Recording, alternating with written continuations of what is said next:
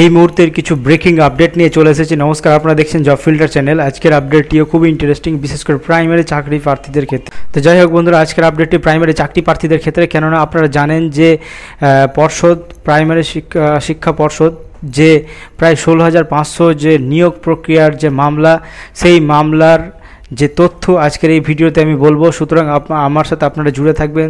আর আজকের ভিডিওটি খুব ইন্টারেস্টিং হতে চলেছে, বিশেষ করে প্রাইমারি চাকরি প্রার্থীদের জন্য। এটা একদিক দিয়ে যেমন খুব খারাপ একটা তথ্য আমি পেয়েছি, যেটা প্রাইমারি চাকরি প্রার্থীদের জন্য খুব একটা দুঃখজনক বিষয়। যাই হোক, চলুন দেখে নেওয়া যাক আজকের আপডেট। বন্ধুরা, প্রাথমিক শিক্ষক পদে 3,929 জন শূন্য পদ নিয়ে প্রাক্তন বিচারপতি অভিজিৎ গঙ্গোপাধ্যায়ের নির্দেশ খারিজ করে দিলেন দেশের সর্বোচ্চ আদালত, সুপ্রিম কোর্ট। নতুন রায় দিল সর্বোচ্চ আদালত, আপনারা এটা জানেন যে 2014 সালে প্রাথমিক টেটের ভিত্তিতে 2016 সাল এবং 2020 সালের দুটি নিয়োগ প্রক্রিয়া সম্পন্ন হয়েছিল। তাতে 3,929টি পদ খালি রয়েছে বলে অনুমান করা হয়েছিল, যেটা বিভিন্ন প্রাথমিক শিক্ষা পর্ষদের চাকরি প্রার্থীরা যারা ডিপিএসসি থেকে খোঁজ খবর নিয়েছিল, সেই পদগুলিতে নিয়োগ নিয়ে নতুন রায় দিল সুপ্রিম কোর্ট। ওই শূন্য পদগুলিতে ভবিষ্যতে শূন্য পদ থেকে নিয়োগ হবে বলে জানিয়েছেন শীর্ষ আদালত। তবে 2022 সালের নিয়োগ প্রক্রিয়ার সঙ্গে ওই 3,929টি শূন্য পদের যোগ করে দেওয়া হয়েছে, সেই অনুযায়ী কিন্তু নিয়োগ হবে বলে অনুমান করা হয়েছে। আরও বলা হয়েছে, এই শূন্য পদগুলিতে নিয়োগ নিয়ে এর আগে কলকাতা হাইকোর্ট অন্য নির্দেশ দিয়েছিল। তৎকালীন বিচারপতি অভিজিৎ গঙ্গোপাধ্যায় পদগুলিতে মামলাকারী মেধার ভিত্তিতে নিয়োগের নির্দেশ দিয়েছিল। কলকাতা হাইকোর্টের সেই নির্দেশকে মান্যতা দেয়নি সুপ্রিম কোর্ট।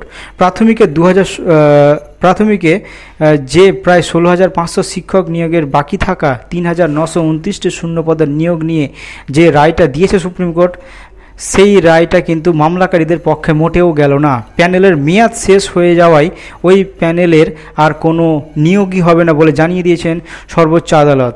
যদিও এটা অবশ্য 2022-এর টেট পাস করা চাকরি প্রার্থীদের এক প্রকার সুখবর, কেননা তারা একটা ভ্যাকান্সি কিন্তু অলরেডি তারা পেয়ে গেল।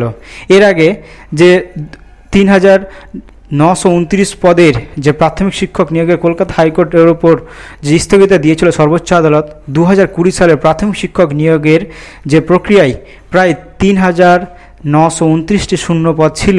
প্রাথমিক শিক্ষা পর্ষদ 2022 সালে নিয়োগ প্রক্রিয়া শুরু করে এরপর কলকাতা হাইকোর্টের বিচারপতি অভিজিৎ গঙ্গোপাধ্যায় রায় দেন যে শূন্য পদগুলি পূরণ করতে হবে মামলাকারীদের মধ্যে থেকেই। তারপর ডিভিশন বেঞ্চে যায়, শূন্য পদগুলি পূরণ করতে হবে 2020 সালের নিয়োগ প্রক্রিয়া থেকেই। আজকে সুপ্রিম কোর্টের সেই রায়কেই খারিজ করে দিল যেখানে প্রায় মামলাকারীদের মধ্যে 3,929 জন শিক্ষক নিয়োগ হওয়ার কথা ছিল। ওই শূন্য পদ পুরনো প্যানেলের নিয়োগ হবে না, সেই প্যানেলের মেয়াদ শেষ হয়ে যাওয়ায় সেই প্যানেলটি খারিজ করে দেওয়া হলো সুপ্রিম কোর্ট থেকে। 2014 সালের প্রাথমিক টেট পরীক্ষার পর দুবার নিয়োগ করা হয়েছে প্রাথমিকে। প্রথম নিয়োগে 2016 সালে, পরের নিয়োগ 2020 সালে। 2014 সালে মোট 42,000 পদের শিক্ষক নিয়োগ করে প্রাথমিক শিক্ষা পর্ষদ বলে অনুমান। 16,500টি শিক্ষক পদে নিয়োগ করা হয় প্রায় 2020 সালে, কিন্তু দেখা যায় 2020 সালের নিয়োগের পরেও খালি পড়ে রয়েছে 3,929টি পদ। এই অভিযোগটি নিয়ে প্রায় 4,000-এর কাছাকাছি পরীক্ষার্থী মামলা করে কলকাতা হাইকোর্টের, এবং সেই মামলাটি বহাল ছিল। যেই হাইকোর্টের এই মামলাটি সুপ্রিম কোর্টে যায়, সেখানেই কিন্তু মামলাটি খারিজ হয়ে যায়। কি বলে খারিজ হয়ে যায়? যে প্যানেলটি এক্সপায়ার হয়েছে বলে খারিজ হয়ে যায়। এর ফলে প্রত্যেকটা মামলাকারীদের স্বপ্ন ভেঙে চুরমার হয়ে যায়। যাই হোক, এই ছিল আপডেট। নতুন কোনো আপডেট আসলে অবশ্যই আমি দেবো। ততক্ষণ ভালো থাকবেন, সুস্থ থাকবেন। ধন্যবাদ।